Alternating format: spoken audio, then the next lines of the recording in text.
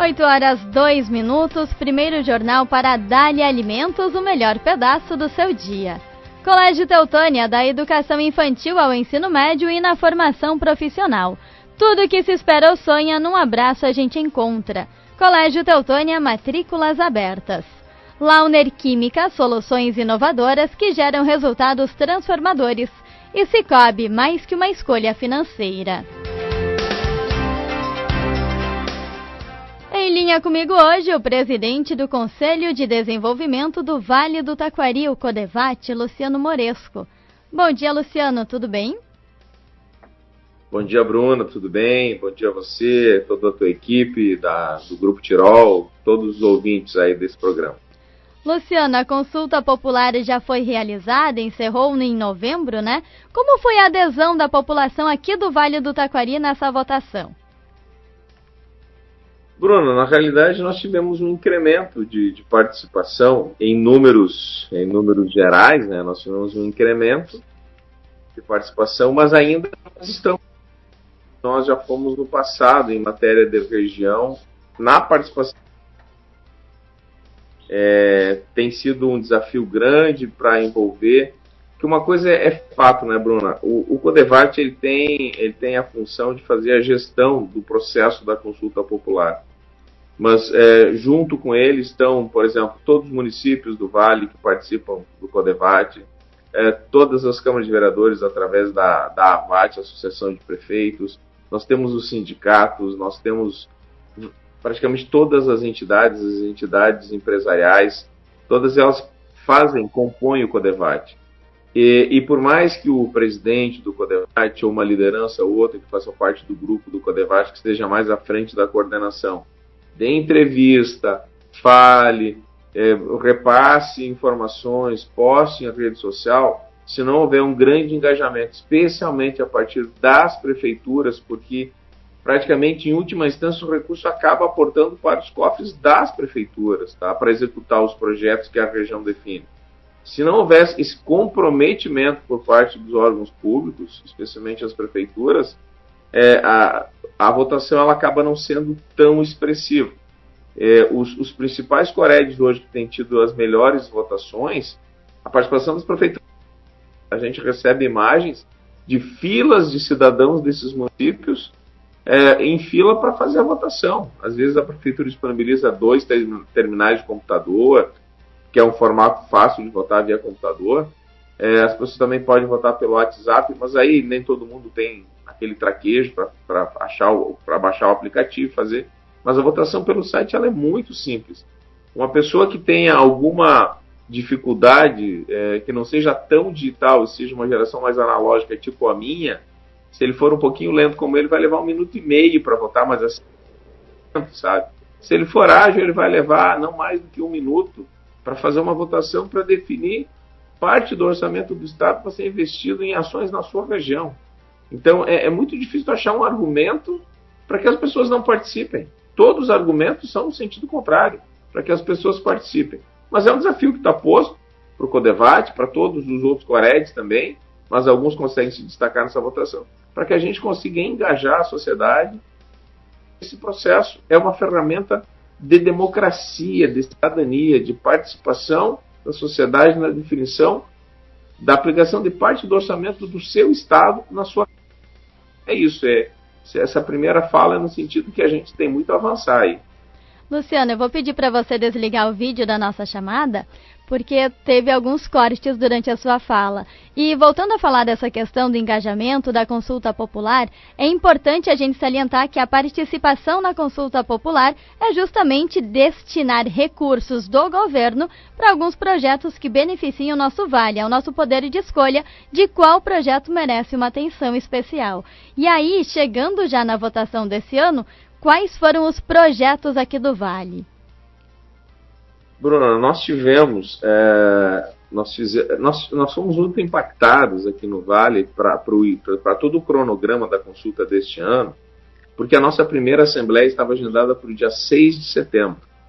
Você deve lembrar, os seus ouvintes, que nós tivemos entre o dia 4 e o dia 5 de setembro a maior catástrofe climática ambiental que a região viveu que o Rio Grande do Sul viveu, mas especialmente focada no Vale do Taquari.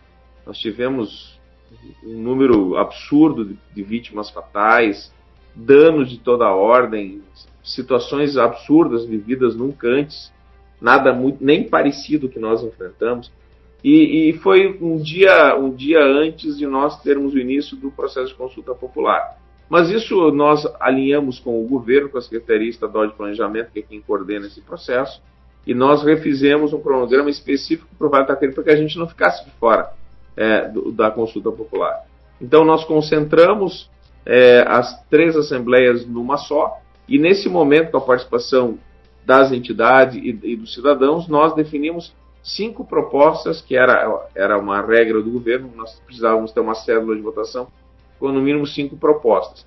E trabalhando no grupo das pessoas que estavam nessa assembleia, e aqui eu quero destacar a participação de um cidadão extremamente comprometido da região, que trabalha na Sertel, em Teutônia, que é o Júlio Saliker.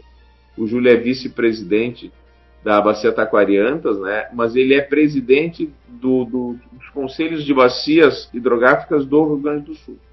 E nesses eventos agora de setembro e também no de novembro, outra grande enchente, ficou evidente que a gente não pode olhar a enchente a partir de cada município olhando para o seu rio, para o trecho do rio que está no seu território.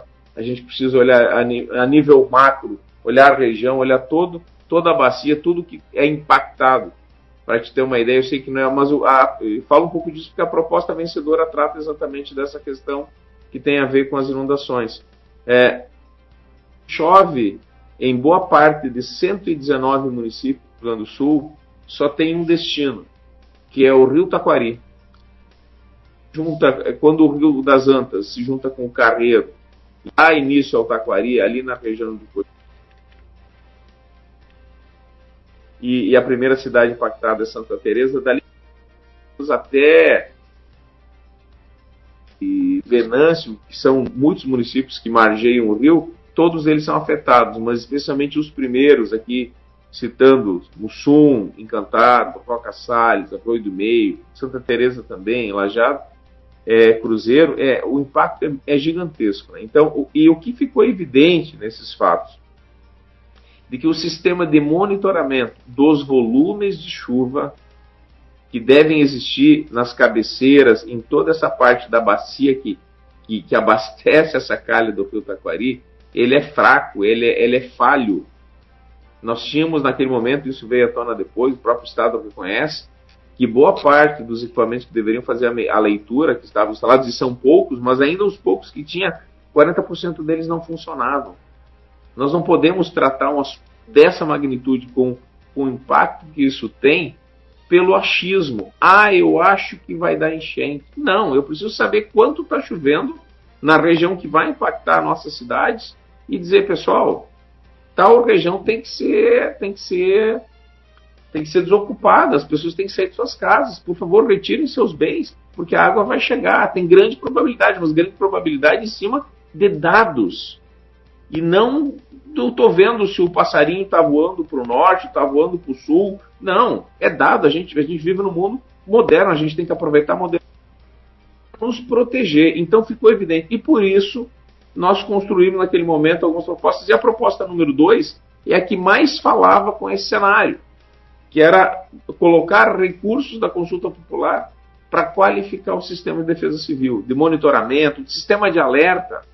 Tanto é que da primeira para a segunda enchente, em vários municípios que não houve um sistema de alerta contundente na primeira enchente de setembro, na de novembro tinha liderança na rede social e as pessoas saíram de casa. Então o movimento foi diferente. E ele se mostrou extremamente efetivo, que muito menores, por mais que teve uma grande...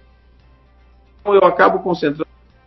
Essa foi a proposta que vai levar 80% dos recursos previstos para a consulta popular desse ano. Ou seja, dos 1.728 mil que o Vale do Taquari vai receber, 1.382 mil serão para essa proposta e isso é uma regra via lei, pode fugir dessa definição. Ele terá que investir esse 1.382.000 na qualificação do sistema de defesa civil. Então, e 20% foi destinado para uma outra proposta que também foi votada, tá? Que é da área da assistência social, no sentido de fortalecer políticas públicas em cada município. Mas aí, como era vinculada a municípios, a primeira proposta era regional, não precisava ter o número mínimo de votantes. Já na segunda, como era aplicação direta nos municípios, só os municípios que atingissem pelo menos 2% do seu eleitorado que teriam a destinação desses recursos. E somente municípios atingiram 2%, que foi Encantado, Ilópolis e Roca Salles. Então, esses municípios vão dividir R$345 mil.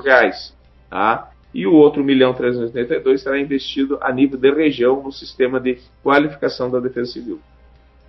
Já que estamos falando dessa questão de recursos, preciso relembrar também edições passadas, onde a gente já conversava, Luciano, que uma das possíveis falta de participação da comunidade seria que o recurso geralmente demora um pouco para chegar, mas chega, né? Vocês, como é que estão com a questão dos recursos das edições passadas? Bruna, esse também é um grande desafio, porque a gente sabe das dificuldades que o Estado tem, pelo menos isso é colocado na mídia quase que diariamente agora nesse período de carga tributária. A justificativa em função dos problemas econômicos do Estado, ela na divulgação dos meios de comunicação por parte do governo. Mas nós temos pendências aí da consulta popular de 2020, da consulta popular de 2021, da consulta popular do ano passado, que é um investimento em projetos e planos de utilizar resíduos, seja da criação animal, seja da produção industrial, para a produção de gás. Um projeto que fala com o meio ambiente para que a gente dê sustentabilidade, mas a gente está muito tempo na retórica, a gente precisa ir para a prática. Então, no ano passado, o Vale entendeu que esse era um projeto que merecia receber recursos, então quem executará esse projeto será a Univates. O projeto do que cabe ao CODEVAT, a própria Univates será a entidade a executar isso, já está pronto, só está aguardando agora uma última avaliação final, mas está demorando, mas está lá no Estado, uma avaliação final e uma aprovação definitiva disso para que a gente possa, de fato, tirar isso do papel. Então é isso, a gente tem uma luta constante. Às vezes o burocrata lá da Secretaria do Estado que está com a área, porque se é da área do meio ambiente, Secretaria do Meio Ambiente, se é da área da agricultura, vai lá para a área da agricultura e assim por diante.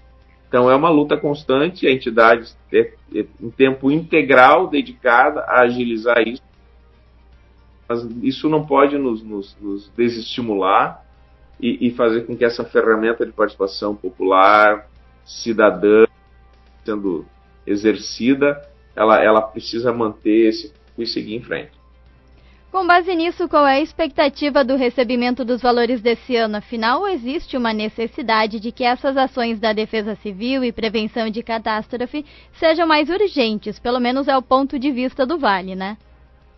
Sem dúvida. Eu participei, Bruna, convidado, até pela condição de presidente do Conselho, de um seminário que aconteceu em Lajeado no mês de novembro. E a coincidência que foi um pouco antes da segunda enchente, a segunda grande enchente. E lá na minha fala, eu fiz um questionamento porque eu respeito muito a opinião de pessoas no assunto, tá? Às vezes a gente ouve um monte de palpiteiros, tá? Vamos tirar o cascalho do rio que não teremos mais problema. Eu acho que retirar, desassorear o rio é importante, mas eu prefiro ouvir a opinião de quem é da área de engenheiros ambientais. Isso vai resolver? Eu acho que vai ajudar, vai amenizar. Não sei o quanto. Não, resolver não vai. Mas, bem, nós já passamos quase 2 meses naquele momento, já era quase 2 meses, era início de novembro, se não me engano. E nós tivemos aquela catástrofe. E o seminário tinha a ver o pós-enchente. Cheguei a bater, como eu vou fazer agora. Bati na madeira para dizer, tomara que não aconteça. Mas, passados 2 meses, identificadas as falhas absurdas que houveram, se tivesse que acontecer alguma coisa nos próximos dias, no que nós avançamos? E aí vem a segunda enchente, não era o que eu queria, com certeza, mas assim, ficou evidente que ainda nós ficamos na retórica, não houve... Eu até agora, eu questionei isso, eu oficializei pelo CODEVAT, se aqueles medidores de volumes de chuva que estavam em manutenção, que não estavam funcionamento, eu até agora não tenho essa resposta. E não é eu, é a região, nós precisamos, o cidadão precisa ter respostas, o cidadão precisa estar informado.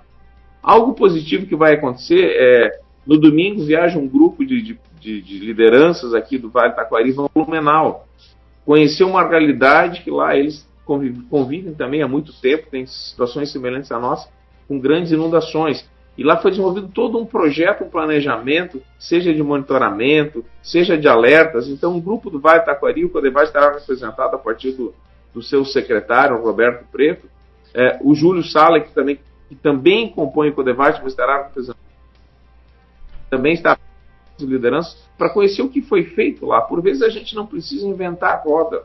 A gente só precisa entender como funcionou, como funciona essa roda e trazê-la para a nossa realidade e ver os benefícios que a gente pode ter com isso. Então, para esse recurso voltado nesse ano, a gente vai pressionar o governo para que ele esteja liberado, a gente conclua a melhor aplicação dele e esteja liberado logo no início do ano, para que a gente implante as melhorias, tá? Para que, se tiver que acontecer, porque a previsão do PEUNIM possa trazer efeitos até março, abril, tomara Deus que não, ninguém quer. Mas a natureza está aí para nos alertar. A gente faz tanto mal há tanto tempo na natureza, em algum momento algumas coisas voltam. Para mim é a lei do retorno. A gente tem que estar minimamente preparado, a gente não pode usar as mesmas desculpas, os mesmos argumentos, não deu por causa disso, por causa daquilo. Não, a gente precisa ter... Existem as ações que são de curto, médio e longo prazo, mas existem as ações que são para ontem, e elas precisam estar acontecendo.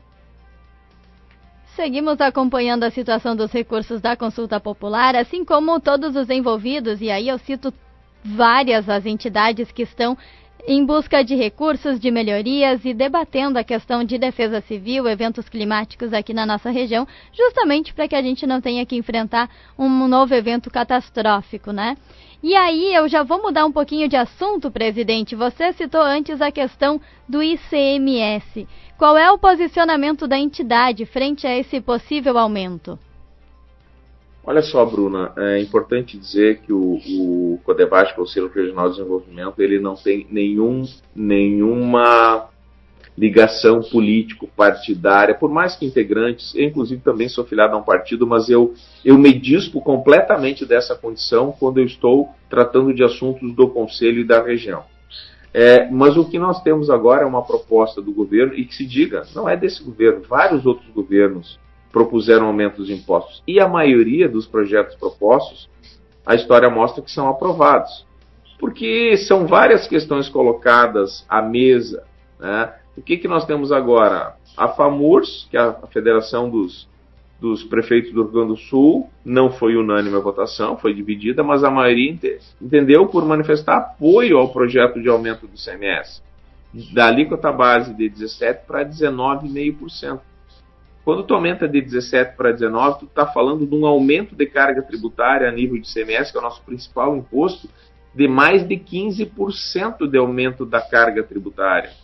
Isso não é pouca coisa. Mas a minha questão, e aí nós discutimos isso no conselho, colocamos no grupo de WhatsApp da diretoria, e os que se manifestaram, foram vários que se manifestaram favoráveis à emissão de uma nota do conselho, do CODEVAT, manifestando sua contrariedade ao projeto de aumento. Tá? Em suma, dizendo para os deputados e para o governo, nós somos contra esse aumento agora. Imagina o Vale do Taquari, Bruno, vamos falar da nossa região. 2 enchentes terríveis, 2 fatos gravíssimos. São bilionárias. Algumas empresas com faturamento maior não veio ainda do governo federal e nem do governo do estado uma linha de financiamento que ampare elas. Para as micro e pequenas tem linhas até muito interessantes, mas para as que faturam um pouco mais, ou seja, aquelas que têm o maior número de empregos sendo gerados, ainda não veio. Você imagina gravíssimos.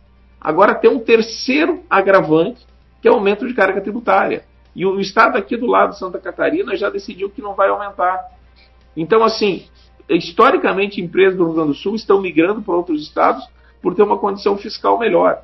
E os que ficam, naturalmente, tendo menos gente para pagar, os que ficam têm que pagar mais para dar conta, porque o tamanho do estado ele permanece, o custo estatal. Então, na nossa opinião, na minha opinião, nós estamos fazendo um movimento contrário. E o argumento sempre que é colocado nesses aumentos, nesses projetos de aumento, é de que esse aumento de impostos, essa maior arrecadação, vai ser a salvação do Estado. Só que em todas as edições anteriores, o aumento de imposto não salvou, pelo contrário, o Estado só foi se afundando. Então esse argumento de que nós precisamos aumentar o imposto para aumentar a arrecadação, para salvar as finanças do Estado, ele é um eu não quero usar a expressão mentiroso, mas ele é um argumento que não se sustenta confrontado com a realidade, porque empresas saem daqui ou diminuem sua estrutura porque seus custos aumentam e o Estado arrecada menos. Porque existe um limite que as empresas e os cidadãos suportam de pagamento de impostos. Nós temos uma discussão de uma reforma tributária que tramita no Congresso há mais de 30, 40 anos, chega a se falar, e ela teve um avanço importante. Eu ouvi um especialista, uma pessoa extremamente referência a nível de Estado de Brasil, palestra no mundo sobre questões tributárias, e ele disse, não é a reforma dos sonhos, mas ela é necessária. Ela vai simplificar o processo e isso vai permitir mais clareza para as empresas. Porque ele tem outra frase que ele diz, eu cito o nome dele, professor da Unicino, de pós-graduação, morador de Lajeado, mas natural de Encantado, professor doutor Marciano Buffon.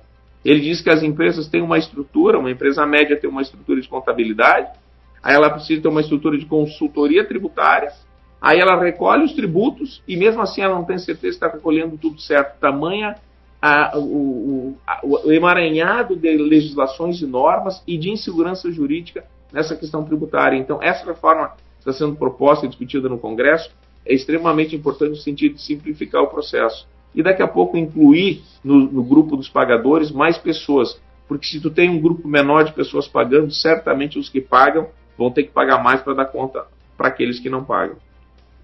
Luciano, agradecendo a tua participação no programa hoje, deixo um espaço ainda para as tuas considerações finais.